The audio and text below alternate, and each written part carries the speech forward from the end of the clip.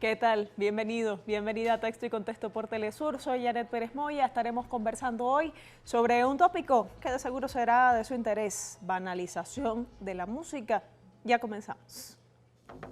Críticos culturales han expuesto que cada vez más las producciones musicales tienen carencia de contenidos sociales en sus letras y en su componente estético, aunado a la hipersexualización de los mismos. Advierten que esto se debe a que las grandes corporaciones del entretenimiento apuestan cada vez más a la banalización porque según sus intereses les genera más dividendos.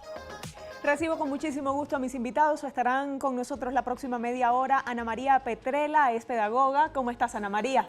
Hola, un placer de verdad estar acá en su programa. Muy agradecida. Agradecidos nosotros contigo. También está con nosotros Francisco Isa, músico y compositor.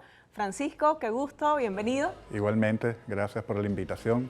Y además nos acompaña Valentina Becerra, cantautora. Valentina, buenas, ¿qué tal? ¿Qué tal? Muchas gracias por la invitación también. Kevin Malavés, productor y cronista musical, estará con nosotros en la próxima media hora. Gracias por estar a todos. Vamos a comenzar de inmediato con nuestro tema de hoy. Banalización de la música. ¿Se considera así a un fenómeno que estamos viendo en este momento? Francisco, ¿está usted de acuerdo con esta calificación para la creación musical actual? Indudablemente. Creo que no solamente de la música, sino de muchos aspectos de la creación artística, donde se banaliza mucho el contenido como la producción musical, la creación de los artistas musicales, plásticos, poéticos y demás. ¿A qué respondería, Kelvin, esta banalización? Yo considero que estamos en el fin de la era de la metáfora. La metáfora pasa a un segundo plano y le damos respuesta a una industria que le da respuesta a una aplicación tecnológica que cada 3 meses te pide lanzar un tema nuevo. Y si cada 3 meses tienes que lanzar un tema nuevo, definitivamente no hay tiempo para la metáfora y vamos a un mensaje directo.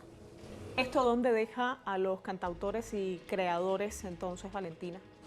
Mira, yo creo que esta banalización no es de ahorita, no pertenece a la era digital.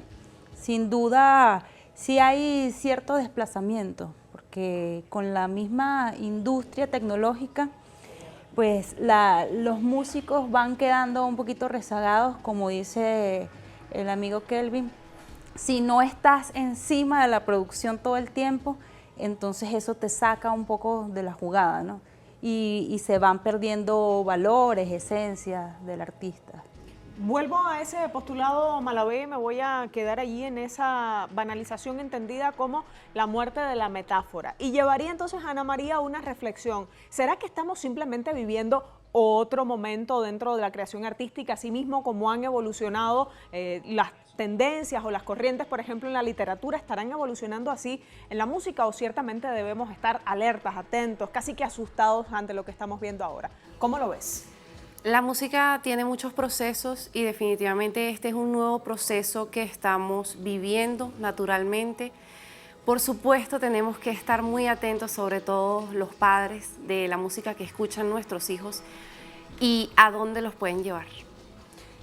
Ese periodo que mencionábamos recién, la industria está poniendo un timing, un apúrate creador porque tienes que entregarme nuevo contenido. Ya, ojo, no estamos hablando solo de 3 meses, estamos hablando de que una canción dura muy poco tiempo en una plataforma streaming. Hay una aceleración de todos esos procesos. Lo que viene sucediendo sucede hace décadas, ese tipo de banalización de la música. Solo que ahora todos los procesos tecnológicos y la exigencia de la industria de la cultura van acelerando cada vez más esos procesos de exigencia de parte de la industria cultural en cuanto a los músicos, a los creadores, y a veces justamente terminan en esa banalización de esos procesos, de las creaciones, y terminan siendo producciones de a veces que ni siquiera son músicos, sino a veces son simplemente patrones, formulitas que se hacen, clichés que toman algunos productores musicales para acelerar ese proceso de cada semana un reggaetón nuevo, cada semana un artista nuevo, una canción nueva que producir, y va bajando muchísimo la calidad. Llegó entonces el protagonista secreto de esta conversación, el reggaetón. Primera vez que se menciona y lo traigo a colación y quiero entonces prenderme un poquito en la historia reciente. ¿No pasa lo mismo que sucede ahora con el reggaetón cuando estaba el hip hop, el rap, cuando emergían estos géneros musicales que nos hacían pensar estamos ante el fin de la creación en términos de metáfora, Malabé, o esto es una época diferente? A ver cómo lo descifras. Yo creo que simplemente es lo mismo que vivíamos con la salsa erótica también. Yo creo que simplemente vamos a nuevos canales de distribución de la música. Anteriormente se escribían canciones para sonar en la radio. Ahora se escriben canciones para que un fragmento roten en TikTok. Ahora se escriben canciones para que una oración de esas sea un meme que se distribuye por las redes. Un escenario difícil. Un Entonces, escenario complicado. vuelvo con una cantautora para preguntarle en función de eso.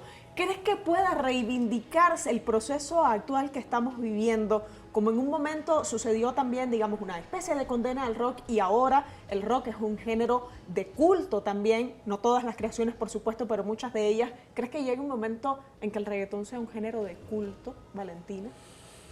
Eso está muy difícil porque, sobre todo cuando hablamos de fórmulas musicales que siempre han existido, ¿no?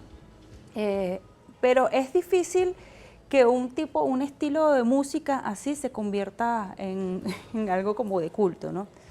No es algo muy complejo, sin embargo siempre han existido, vuelvo y repito, esas fórmulas musicales que en algún momento lo tuvo el rock. Fíjate que es un género con una fórmula muy sencilla, patrones muy sencillos, y aún así ha progresado tanto que hoy en día se valora mucho. Pero el reggaetón es más que el ritmo, muy pegajoso, con canciones lamentablemente que no tienen sentido o que simplemente denigran sobre todo a la mujer. Y es muy difícil que ese estilo musical, si se puede llamar así, pues, llegue a ser un género de culto. Te pongo una piedra en el camino, Valentina, y voy a dejar allí esta pregunta para que la estemos pensando entre todos y se la voy a dirigir en este momento a Ana María. Pero ya lleva 20 años el reggaetón sonando en las plataformas digitales y además de eso, los número uno, los hits, las canciones que más se escuchan y se reproducen ahora no son de otro que de este género musical. Ana María, entonces puede ser que ya no solo que nos hemos acostumbrado, sino que también como audiencia en general estamos aplaudiéndolo y aceptándolo de lleno, de pleno. Exactamente. Bueno, la música ha tenido muchísima historia dentro de la historia universal y el último siglo o el siglo anterior fue un siglo donde la música tuvo todo un vuelco nuevo, gracias a la tecnología, como nos comentaba nuestro amigo. A raíz de toda esa nueva tecnología que se viene dando en el ámbito de producción musical, ahora nos encontramos con el reggaetón, que es un estilo de música muy sencillo de hacer, que es un estilo de música donde podemos llegar a muchas personas, porque no necesitamos que las personas estudien demasiado ese tipo de música para que guste. Es un tipo de música muy rítmico, que siempre va a gustar rítmicamente. Y como ya nos llama la atención rítmicamente y ya nos mueve la cadera de por sí, no necesitamos entonces descubrir una letra, no necesitamos entender una letra ni siquiera. Por eso los contenidos de todas estas canciones han venido en reducción, diría yo, porque cuando comenzaron hace 20 años encontrábamos mucho contenido dentro de sus letras, en muchos reggaetones, no digo que en todos, pero a medida que ha pasado el tiempo, pues ya eso se ha reducido al punto de que ya no entendemos ni siquiera lo que dice la letra. Pero no importa, porque para la población lo único que importa es que mueva el ritmo. Ojo, vamos también allí a otros ritmos. Voy a hablar con un músico sobre eso porque hay algo importante. El estudiar en una academia no necesariamente hace un músico.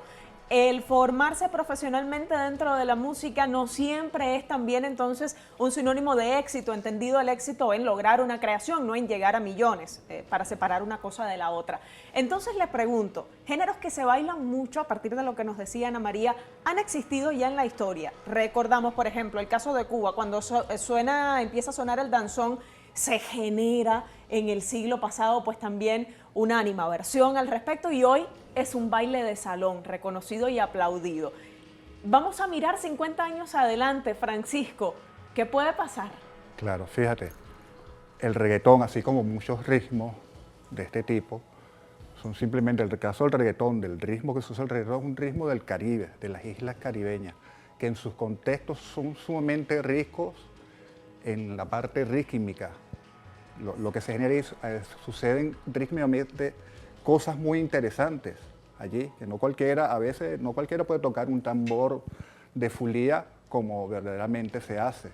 Solo que la industria cultural agarra esos ritmos que son propios de unas tradiciones musicales y los va afeitando, los va reduciendo a lo mínimo, a su mínima expresión. Más bien, le va quitando contenido, le va quitando riqueza musical. Que una música sea sencilla no significa que sea de mala calidad.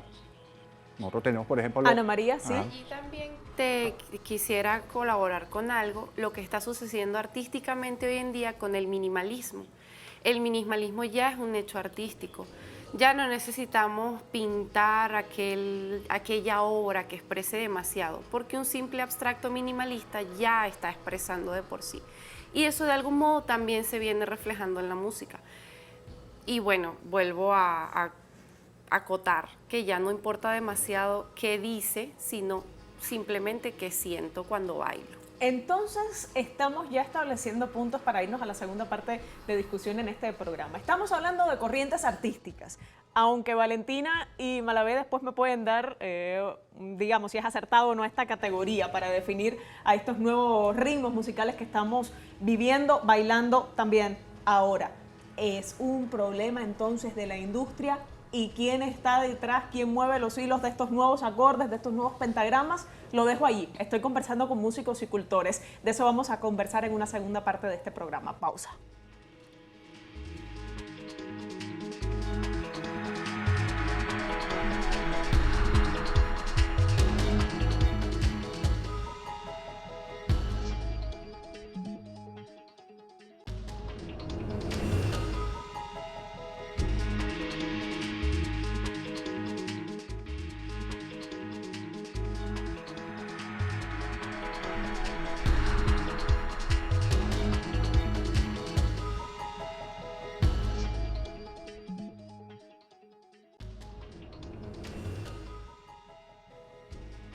De vuelta en Texto y Contexto por Telesur, estoy conversando con mis invitados, músicos, cultores, especialistas, críticos sobre banalización de la música. Habíamos caído en el tan mencionado para bien y para mal reggaetón en estos tiempos. Malavé y también Valentina. Les dejo ahora la interrogante a ustedes.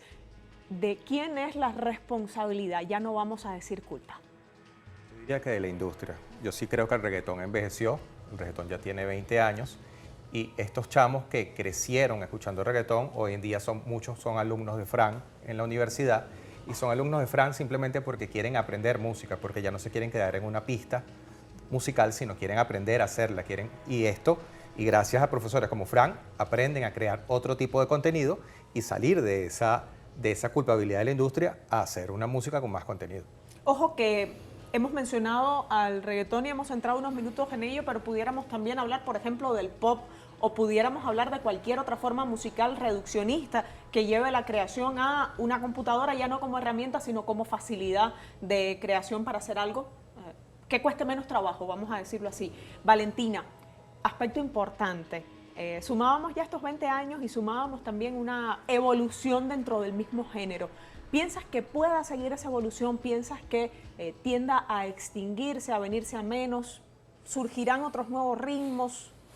Yo creo que todo va evolucionando, todo sigue en constante evolución. Si bien hablamos de que el reggaetón ya tiene 20 años, igualitos de ahí se han derivado otros géneros, por decirlo así.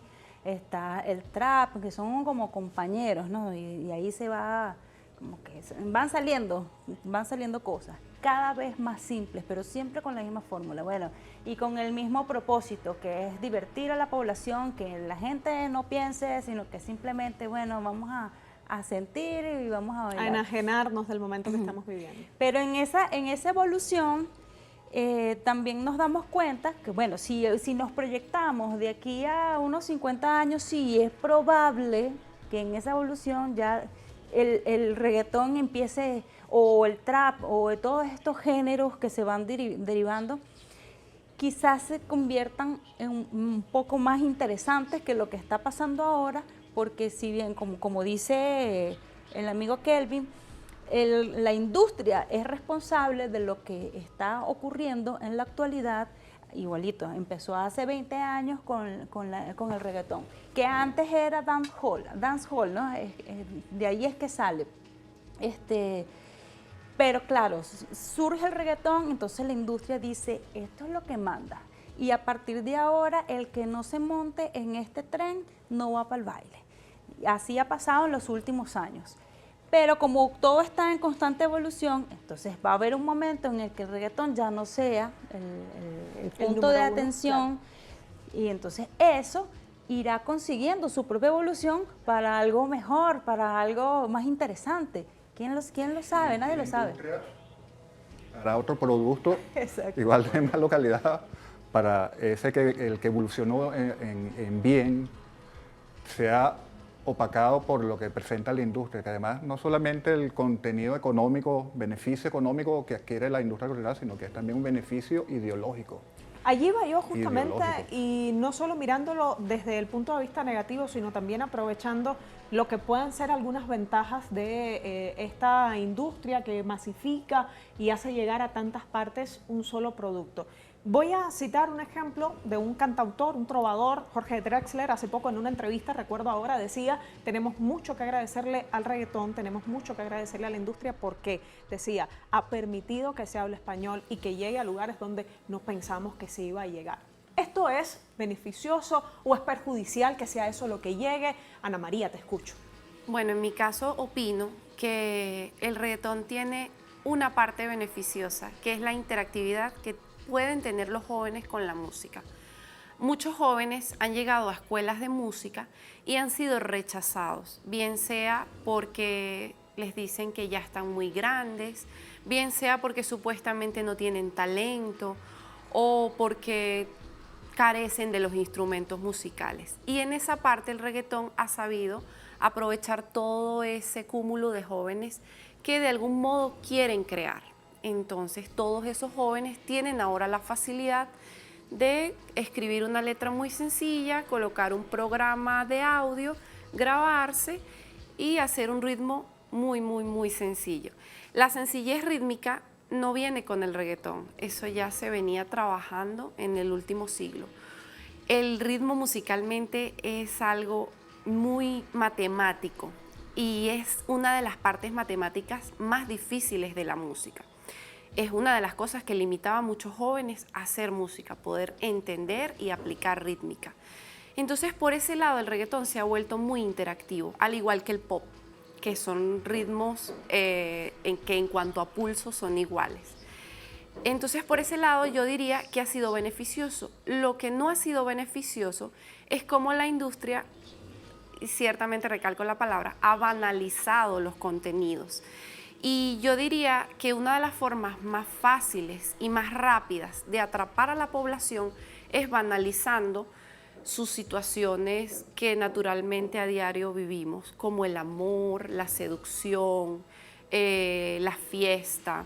Entonces, por ese lado, es lo que nosotros, los músicos, pedagogos y cultores, criticamos, cómo se ha banalizado ese contenido. Voy a poner ahora la pregunta difícil. Eso, ¿no? Sí, te escucho primero.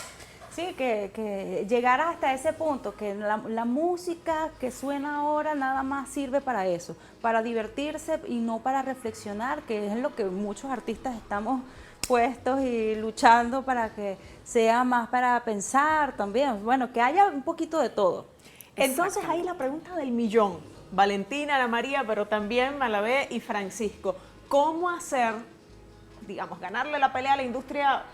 Es en términos físicos y posibles muy complejo, pero ¿cómo hacer una música que pueda contrarrestar esa banalización de contenidos, esa banalización de los ritmos y que además se pueda escuchar? Porque para hacerlo en la casa tiene también mucho mérito, pero ¿qué quiere un músico, qué quiere un artista? Difundir su obra. te escucho, Malavé. ¿Cómo Mira. puede llevarse a la práctica esa utopía? Yo considero que volviendo al origen. Volver al origen es, ¿qué es esto? En nuestros barrios se sigue escribiendo décimas, en nuestros barrios se sigue tocando tambores, en nuestros barrios se sigue haciendo las fiestas de la Cruz de Mayo. En todo esto tiene un contenido que es nuestro contenido. Francisco. Sí, efectivamente, como dice Malavé, en nuestro barrio se sigue haciendo mucha música y buena música popular muy buena. La cuestión es, como tú preguntas, ¿cómo se lucha con la industria? Es complejo, un monstruo de 4 cabezas. Yo creo que O más. lo peligroso puede ser que eso se afiance, esa banalidad se afiance a través de las instituciones. Eso es lo peligroso.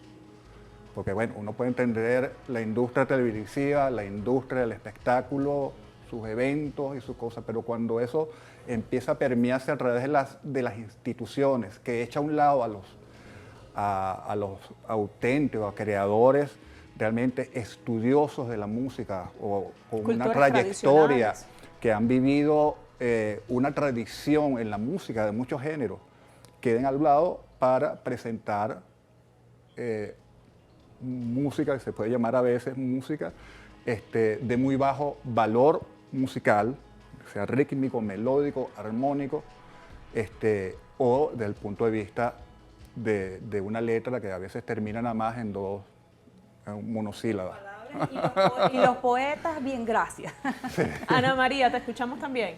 En esa parte de cómo luchar con la industria, yo diría que no tratemos tanto de luchar contra la industria, sino trabajar a la par de lo que ella hace. Ya sabemos cómo se manejan, ya sabemos que lo que quieren es tener a las personas canalizadas con un ritmo fácil, con una letra nada concerniente.